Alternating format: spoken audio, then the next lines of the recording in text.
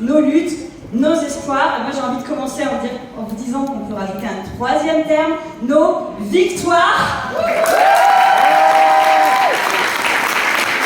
Et oui, parce que vous le savez, le Sénat a voté la loi pour la constitutionnalisation de l'IVG et du coup nous allons avoir l'honneur lundi d'aller à Versailles où le Parlement donc sera constitué en congrès pour voter définitivement la constitutionnalisation de ce nouveau droit humain, nouveau droit pour les femmes. On va vivre un moment historique.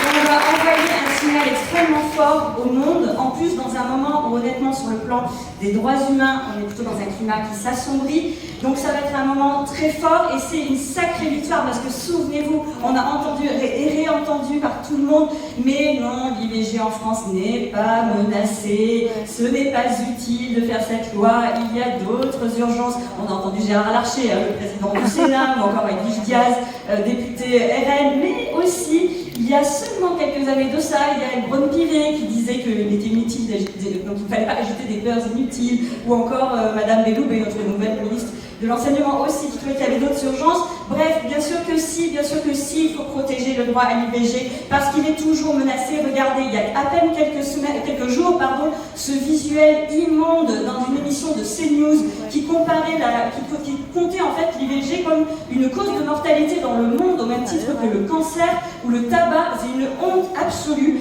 Et à ce sujet, sachez que hier, il y avait dans le cadre de la commission d'enquête sur les médias qui est menée par notre collègue Aurélien Saint-Toul, Sarah Legrain a interrogé justement les responsables de CNews sur cette séquence honteuse et leur réponse est lunaire. Alors, ils expliquent oui, alors c'était pas le bon visuel, en fait il y en avait un deuxième et c'est la VA qui a été envoyée et puis après on l'a renvoyé dans une deuxième émission parce que, je cite, quand ça veut pas, ça veut pas. Voilà, c'est vraiment... C'est juste honteux et on voit bien que derrière, bien sûr, qu'il y a une ligne éditoriale et une volonté idéologique. D'ailleurs, ça se voyait avec les personnes qui étaient sur le plateau qui avaient un discours évidemment anti-IVG. Et puis donc on le sait, au premier recul démocratique, ce sont toujours les droits des femmes qui sont attaqués en premier. On l'a vu malheureusement aux États-Unis, en Pologne, en Hongrie, en Pologne. Je ne sais pas si vous savez, il y a déjà 6 femmes enceintes qui sont décédées faute de soins appropriés depuis qu'on a interdit l'IVG dans ce pays. Donc on a énormément restreint l'accès. Donc oui, inscrire ce nouveau droit fondamental humain, c'est une priorité et c'est une immense victoire. La France va être pionnière pour une fois, on va être super fiers de cette victoire.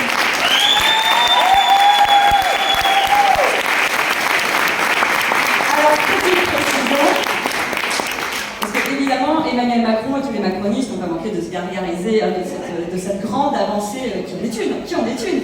Mais il faut bien se rappeler et répéter que c'est notre victoire. C'est notre victoire. C'est d'abord celle de toutes les féministes, toutes les militantes, les associations qui se mobilisent sur le terrain depuis des années. Et puis c'est aussi la victoire de la gauche qui a mené la bataille politique pour arriver à cette victoire aujourd'hui. Rappelez-vous déjà, en 2012, lors de la campagne présidentielle, Jean-Luc Mélenchon en avait fait un point de son programme. Il avait dit « Nous serons ceux qui mettront des droits nouveaux fondamentaux, des droits nouveaux humains dans la Constitution, à commencer par le droit de disposer de soi et donc pour les femmes de disposer de leur corps, donc le droit à l'IVG. » Ensuite, en 2018, il y a eu plusieurs amendements qui ont été déposés pour constitutionnaliser l'IVG, donc tous étaient rejetés. En 2019, une proposition de loi portée par des insoumis, des socialistes, mais ils n'ont jamais voulu la mettre à l'ordre du jour. Côté Sénat, il y a aussi des initiatives par les communistes, par les écologistes. Et puis en 2022, il y a eu la loi portée par Mathilde Panot dans le cadre de notre niche parlementaire. Vous savez, la niche parlementaire, c'est le jour où un groupe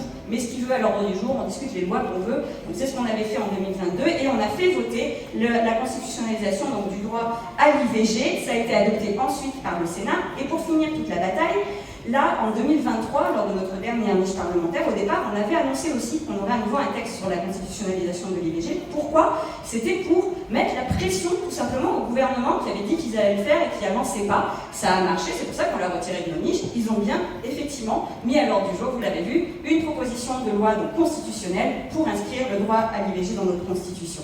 Donc il ne faut vraiment pas perdre ça de vue. Si on en est là, c'est parce qu'on les y a contraints, nous et toute la population, parce que c'est 80% de la population qui soutient ce projet derrière nous, et aussi parce que militants, politiques, associatifs et autres, on les a aussi convaincus de la nécessité d'avoir ce nouveau droit fondamental. Donc oui, c'est notre victoire à nous.